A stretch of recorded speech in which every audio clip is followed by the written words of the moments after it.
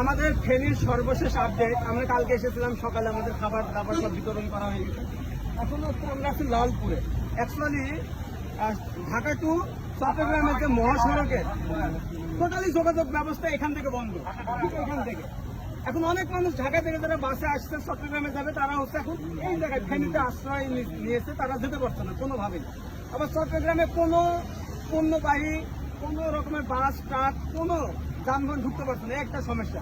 আর দ্বিতীয়ত এই সমস্যার কারণে পুরো ঢাকা থেকে এখন চট্টগ্রামে রোড জ্যাম, যার কারণে বাংলাদেশের যে ত্রাণ সামগ্রী গাড়িগুলো আসবে ওগুলো কিন্তু প্রচুর প্রবলেম হচ্ছে আসার জন্য। তারপরেও সেনাবাহিনী, স্বেচ্ছাসেবক, নৌবাহিনী, ইভেন যে ভলেন্টিয়ার আছে, তারা সবাই কিন্তু আলাদা একটা লেন তৈরি করছে যে একমাত্র ত্রাণ বিতরণ করার যে গাড়িগুলো সেগুলো প্রবেশ করতে পারবে। কি অবস্থা দেখুন, ত্রাণ বিতরণ করা সব গাড়িগুলো সব কিন্তু জ্যামে আটকে গেছে, যার কারণে সঠিক সময়ে ওখানে পৌঁছাইতে পারছে না। এটা হচ্ছে আমাদের জন্য একটা মানে খারাপ। তো এরকমই কিন্তু আপনার চট্টগ্রামের মহাসড়ক একদম পানির নিচে, আর পানির এতটা স্রোত যে গাড়িগুলো কিন্তু অনেক রিস্ক। বাপ রে বাপ,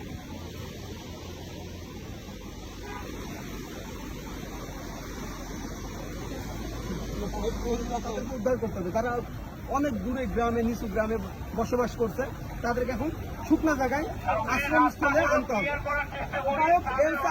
চট্টগ্রামের রাস্তা টোটালি বন্ধ, ট্রেনও চলতেছে না।